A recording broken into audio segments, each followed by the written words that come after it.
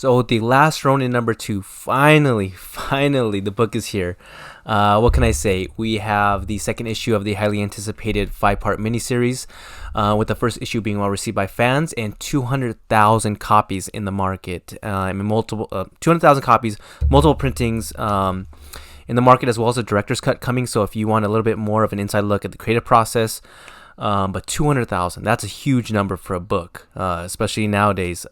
This isn't the 90s anymore. And if you don't believe me on the well-received parts, take a moment to head on over to the eBay machine and take a look at the price for the first print issue number 1.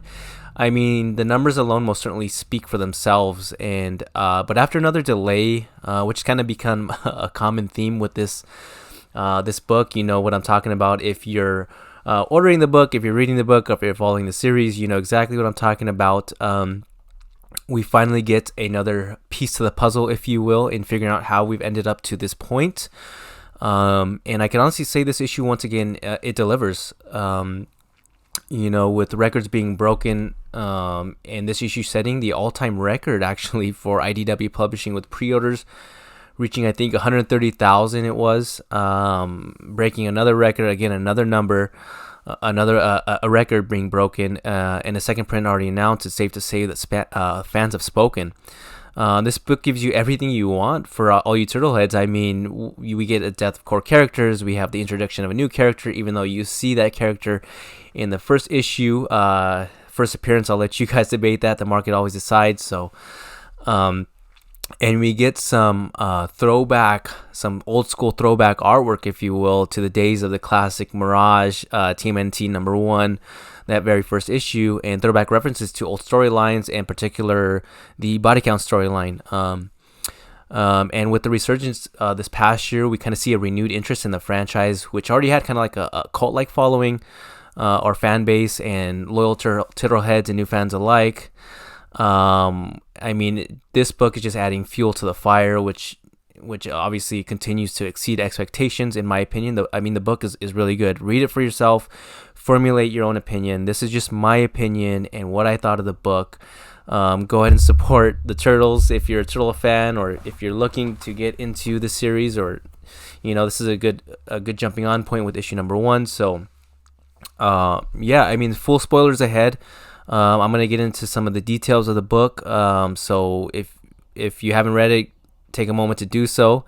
So what do we know? We know Michelangelo is the last Ronin, and after the last page in the first issue kind of seemed to certainly throw some confusion out there, leading to some debate in regards to which turtle was in fact the last Ronin. But shortly after, Kevin Eastman, went on a podcast and did confirm that the youngest turtle was in fact the last Ronin. If that didn't comfort you, reading this issue certainly puts any debate to rest. I mean, there's no doubt about it. Mikey is the last Ronin, and we see exactly what happened to him after the events that led to the demise of his clan, where he goes, what he's been up to, what takes place to realign this turtle to come back and restore the honor of his family.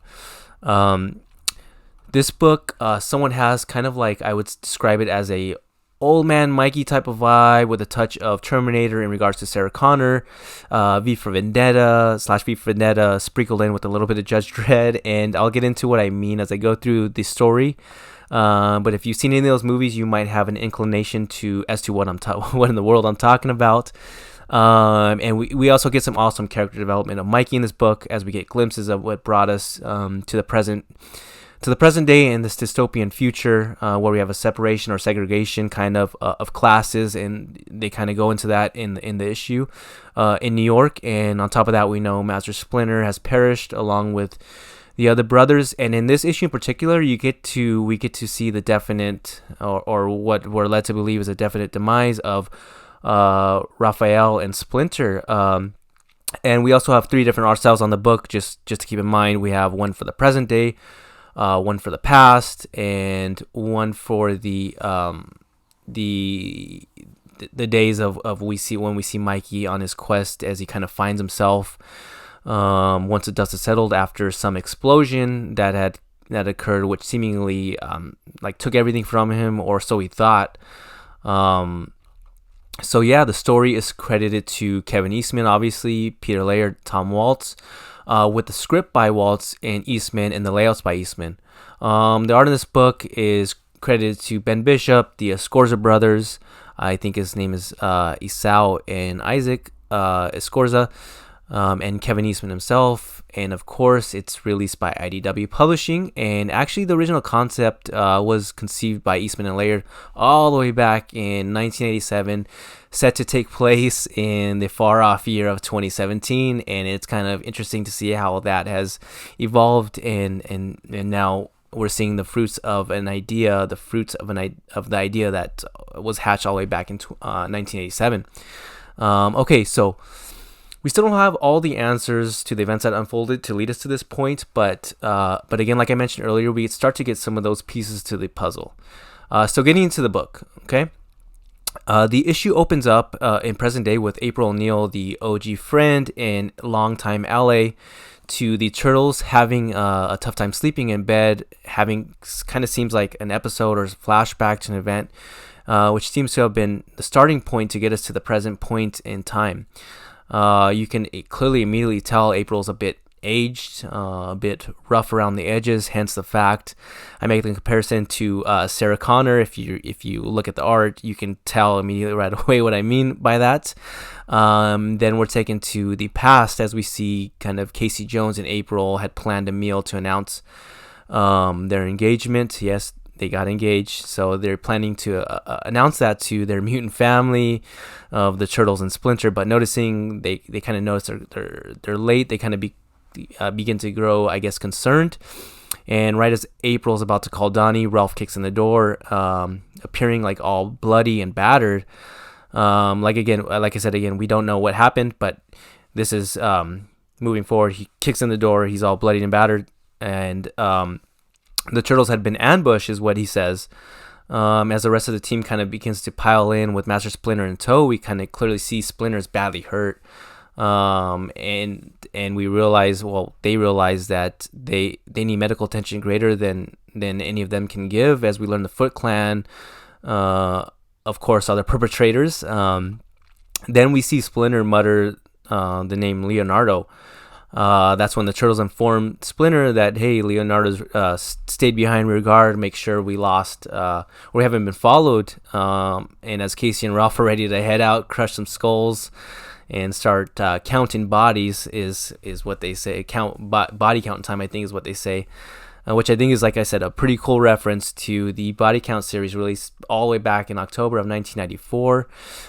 Originally, it was named Casey and Ralph, then renamed Body Count with issue number 2 due to the switch in publishers from Mirage to Image, but I'm going off on a tangent. So anyways, getting back to the book. Leo walks through the door Leo shows up, walking through the door saying he's lost the Foot Clan. Apparently, we come to find out there's been a truce that's been made between the Turtles and the Foot that had been broken. So the war goes on between Oroku and Hamato. Oroku, of course, being the lineage of the Shredder or Orokusaki, and Hamato, of course, being the lineage of the Splinter or Hamato Yoshi, which was the owner or trainer of Master Splinter. But as a group begins planning transport for Splinter, it's at this point that they realize Ralph has kind of slipped away in a Batman-esque, I would say, type of way. They all look back, and of course Ralph is gone. And as April snaps out of the flashback, we're taken to the present day where we see April missing a couple limbs, in particular an arm and a leg, as she begins to put on a prosthetic or bionic, it looks like, arm and leg as she calls out for Casey, where we see a glimpse of the classic hockey mask donned by the one and only Casey and the hockey stick, Casey Jones in the hockey sticks and the golf bag. And it's from here where we're taken to Mikey. We see him in the kitchen, what looks like to be the old turtle lair, lighting the stove to make some tea, and we start to see Mikey begin to hallucinate a full-blown conversation with his brothers. And at this point, we know that he's the only surviving brother, so obviously a hallucination. And it's here where we learn of some type of explosion where we are kind of led to believe was a catalyst, I want to say, for taking out the family. Then we see the conversation in Mikey's head kind of turn as the turtles begin to lay blame on each other, and as Mikey has had enough, he kind of just throws the tea kettle and whips back out of it, only to realize that again, him throwing the tea kettle is an imagination. And as he begins to come back to, he realizes the mission is far from over. His survival obviously means completing the mission at all costs, and at that last scene right there in that particular sequence, you see them, all the turtles, raise their glasses and toast, kind of alluding to the progress and completion of the mission. And from there, we're taken back to another flashback where we learn where Ralph has gone off to, and we see him kind of find a foot soldier and begin to find out information of the whereabouts of Karai. And if you don't know, Karai is Shredder's daughter, whom first appeared, I think it's in Tmnt number 53. But anyways, Karai, we see her meeting at the dock, clearly upset. The orders of killing the mutants had failed, scolding the clan, as Ralph kind of arrives on the scene in true Ralph fashion, taking out soldier after soldier, calling out for Karai. And in this scene, and the art is just amazing. I mean, we see Ralph all bloodied again and battered, with arrows sticking out of his shell and all through his body. We see swords stuck in him, and this is where I reference V for Vendetta. The scene kind of reminded me of the ending of, if you see V for Vendetta, the ending of that movie, where you see V kind of being shot pretty much an unsurvivable amount of times, but only to fall once the last agent has been killed. It's kind of like you stand for an idea which is kind of unkillable kind of concept. But we finally see Ralph get his wish and face Karai. As they plunge into the water off the dock, we see both Karai and Ralph seemingly kill each other, is what we're led to believe again. And we see Karai sticking a dagger, it looks like a dagger, in the jaw of Ralph, and Ralph bringing Karai in tight and pushing his sai through her back. And to me, this is the most powerful page or depiction in the book, in my opinion. We see Ralph's sai sinking all the way to the bottom of the water, kind of symbolizing the death of Ralph. And you see kind of Karai being pulled out of the water by who we don't know, or I'm assuming it's the Foot Clan. But from here, we get a little change of pace and return back to April and Mikey back in the lair. As the two of them converse, Mikey notices her prosthetic leg and arm. Kind of hard not to notice. She lets him know they were souvenirs from the last time they saw each other, which I'm assuming is when this explosion took place.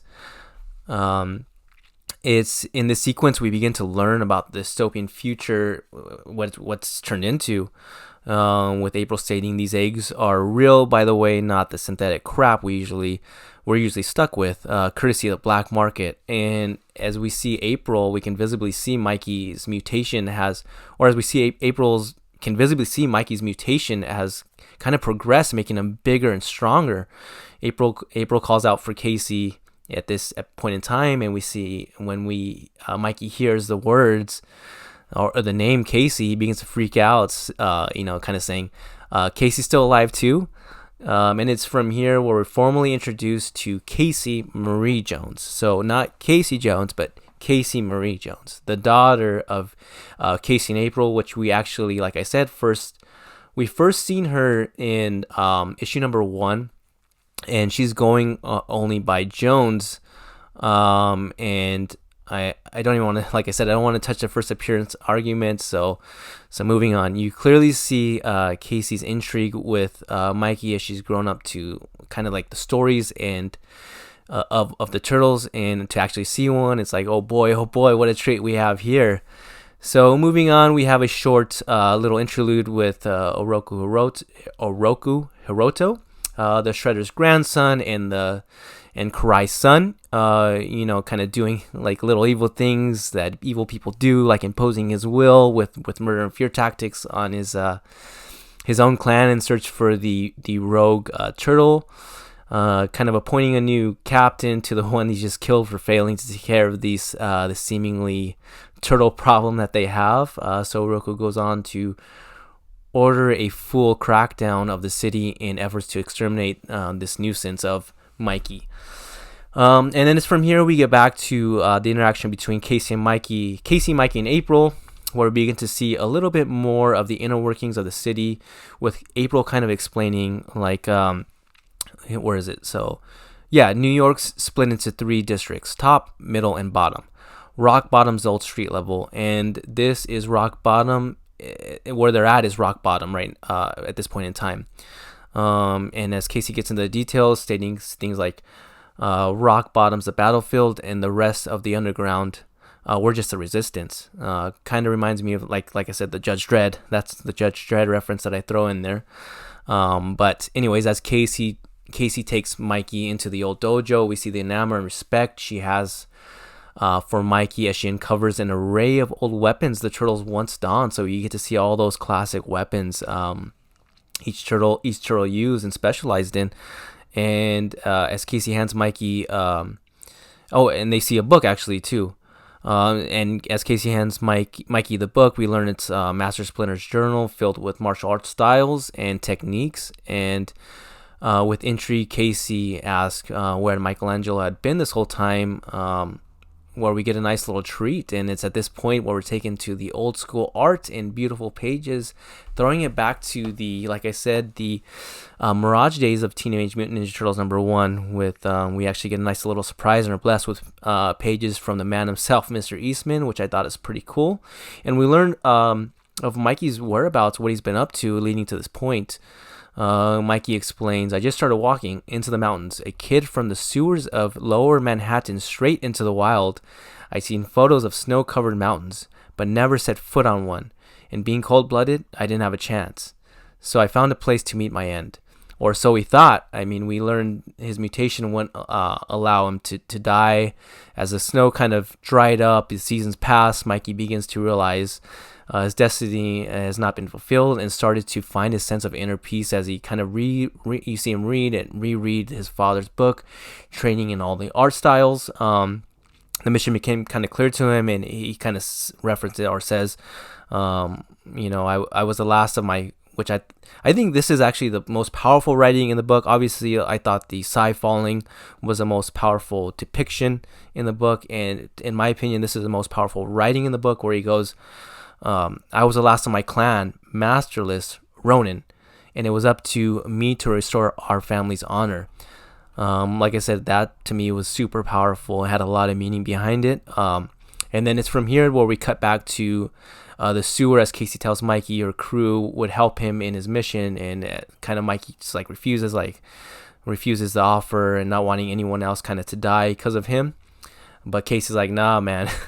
We're in it whether you like it or not. We got trouble coming now. You stirred up things. And it's in the final page where we're left at a cliffhanger where April kind of, you see her go to a safe and she removes an object. And as she removes that object, we learn it's a head, the Fugitoid head, whose first appearance, some could argue, is in Gobbledygook #1 or Fugitoid #1. But anyway, she removes a head from the safe, and it just kind of leaves fans to speculate the meaning of this or what it's meant to foreshadow.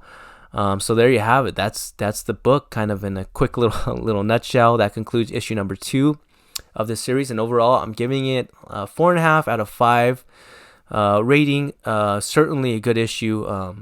Great issue in my opinion, although I don't think it wasn't better than issue #1 just because of the nonstop action, but that's definitely, there's no way you can keep up that kind of pacing every issue. And now we have to wait for issue #3, which is slated to be released I believe May 12th.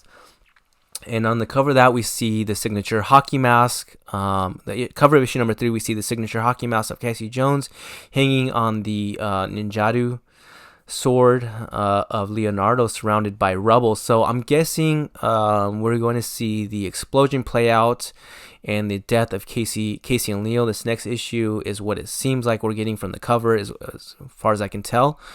So let me know what you thought of issue #2. If you like this kind of content, let me know. Leave a comment, leave a like. let me know if you want to see more reviews in the future. And if you made it this far, I want to sincerely thank you for your time, and thank you for watching this video. Stay safe, everybody, and hope and don't forget to pass around the love during these hard times. You never know what kind of impact it could have on somebody. So again, thank you for watching. Hope you liked it.